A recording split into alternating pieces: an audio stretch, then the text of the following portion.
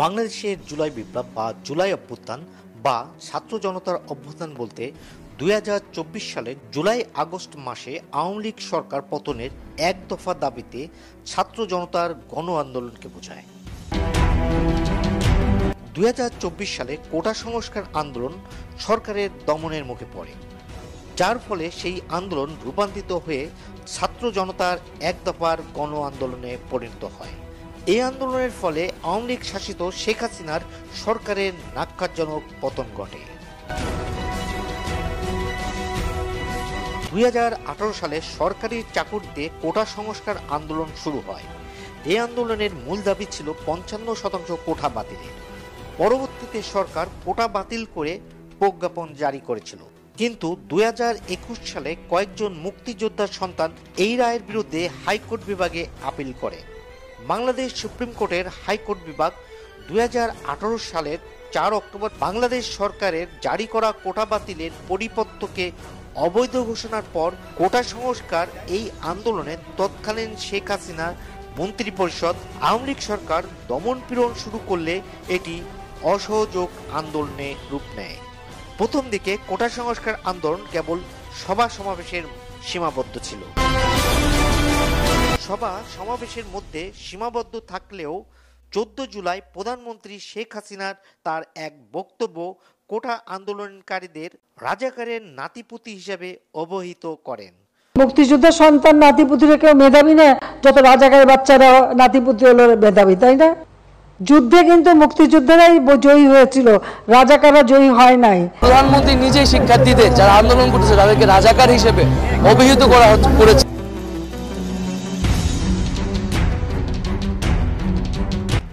প্রধানমন্ত্রীর বক্তব্যের প্রতিক্রিয়া হিসেবে আন্দোলনকারী শিক্ষার্থীরা সেদিন রাতেই তীব্র প্রতিবাদ জানায়। ঢাকা বিশ্ববিদ্যালয় সহ সারা দেশের বিশ্ববিদ্যালয়ে থাকে কিছু স্লোগান, তুমি কে আমি কে, রাজাকার রাজাকার, এবং চাইতে গেলাম অধিকার, হয়ে গেলাম রাজাকার।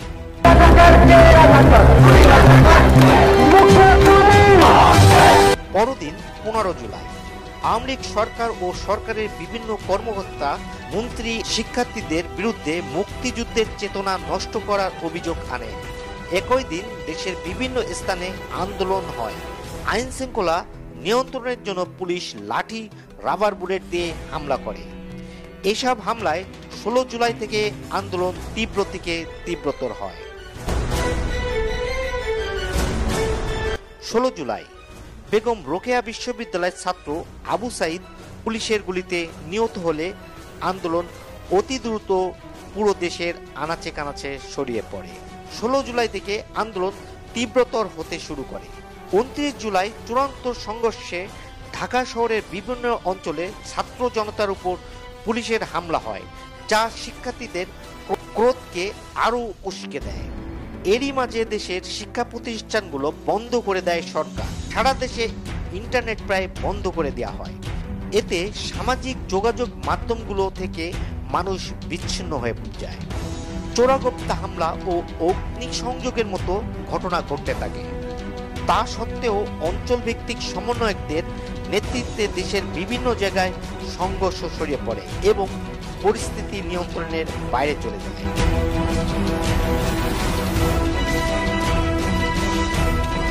দিন যত গড়িয়েছে ততই চাপ বেড়েছে, কিন্তু ততগুণে বল ছাত্রদের অনুকূলে চলে গেছে। আইন শৃঙ্খলা বাহিনীর একটি অংশ দ্বিধা কাজ করলেও প্রতিরক্ষা বাহিনী তাদের অবস্থান পরিষ্কার করে দিয়েছে, দেশের স্বার্থে জনগণের সাথে আছে। সেদিন সকাল আর অন্য দিনের সকালের মতো থাকলেও জুলাই আগস্টের এই দিনটি অন্য দিনের মতো ছিল না। চারিদিকে উৎকণ্ঠা, দুশ্চিন্তা, একটা সংখ্যা। দেশে বিদেশে সবাই যেন একটা শেষ দেখার অপেক্ষায়। কিন্তু তিনি ভাবেননি ওই দিনটা চলে এসেছে। ৫ই আগস্ট তিনি খুব ভোরে উঠেন। আগের মতো রাতে দেরিতে ঘুমাতে গেলেও আর্লি ব্রেকআপ, ফজরের নামাজ আদায় করে দীর্ঘক্ষণ দোয়া করেন। সকালে অন্য দিনের মতো বঙ্গভবনের অফিসের টেবিলে চা নিয়ে বসেন। চারিদিকে কয়েক স্তরে নিরাপদ বেষ্টনী, একাধিক বাহিনী বঙ্গভবন নিরাপদ চাদরে ঢেকে রেখেছেন। টেলিফোনে একাধিক বাহিনীর সাথে কথা বলেন। তাকে জানানো হলো রাজধানীর বিভিন্ন অংশের প্রবেশ পথগুলো বন্ধ রাখা হয়েছে, একটা পিঁপড়াও পর্যন্ত ঢুকতে পারবে না। তিনি নাস্তা করলেন। ওই দিন খাবারের মেনুতে কি কি থাকবেন খোঁজ নিলেন, কারণ বিভিন্ন রাজনৈতিক বর্গ, সুশীল সমাজ ও প্রতিরক্ষার বাহিনীর উচ্চপদস্থ কর্মকর্তা তার সাথে দেখা করার কথা। ততক্ষণে কেন্দ্রীয় শহীদ মিনার চত্বরে ছাত্র জনতা জমা হতে শুরু করেছে। শেখ হাসিনা বৈঠকে বসেছিলেন। গোয়েন্দা সংস্থা থেকে বিভিন্ন থেকে খবর আসা শুরু করলো, বড় কিছু ঘটতে চলেছে। আন্দোলন তীব্র হচ্ছে এবং বিভিন্ন জায়গায় ছড়িয়ে পড়েছে। উভয় পক্ষের আহত হচ্ছে। সেদিনই বৈষম্য ছাত্রের আন্দোলনের নেতারা লং মার্চ টু ঢাকা একদিন আগে এনে 5ই আগস্ট ঘোষণা দিয়েছিল, আর তাতেই কাজ হলো। দুদিন আগে অর্থাৎ 3 আগস্ট সেনাপ্রধান অফিসার্স অ্যাড্রেসে বলেছিলেন সশস্ত্র বাহিনী দেশের সাথে জনগণের সাথে আছে। তাই 20 আগস্টে সেনা মোতায়েন ওই বৈঠকেই সিদ্ধান্ত হয় জনগণের বুকে সেনাবাহিনী গুলি চালাবে না। 3 আগস্ট বৈষম্য ছাত্র আন্দোলনের নেতাকর্মীরা তা নেমেছিল। বোঝা গিয়েছিল গণ অভ্যুত্থান আসন্ন। বিভিন্ন বাহিনীর প্রধান থেকে খবর আসা শুরু করলো। আন্দোলনের কয়েকটি ব্যারিকেড ভেঙে জনসমুদ্রের রূপ নিয়েছে। ঢাকা শহর আইন শৃঙ্খলার বাহিনীর নিয়ন্ত্রণের বাইরে। লাখো মানুষ প্রধানমন্ত্রীর বাসভবন গণভবনের দিকে যাত্রা শুরু করেছে। তাকে প্রস্তাব দেওয়া হলো পদত্যাগের জন্য। প্রথমে তিনি ক্ষিপ্ত হয়েছিলেন, পরে ছোট বোন রেহানা এবং আমেরিকায় থাকা ছেলে সজীব ওয়াজেদ জয়ের সাথে কথা বলে রাজি হলেন। তবে শর্ত দিলেন জাতির উদ্দেশ্যে ভাষণ দেবে এবং নিজ বাড়িতে জীবনের বাকিটা সময় গোপালগঞ্জে অবস্থান করবে। ততক্ষণে ছাত্র জনতার বিক্ষোভ মিছিল বঙ্গভবনে পৌঁছাতে 45 মিনিট, বিশ্বস্ত সূত্রে জানানো হলো। 5ই আগস্ট ছাত্র জনতার তীব্র আন্দোলনের মুখে সরকার পতন হয়।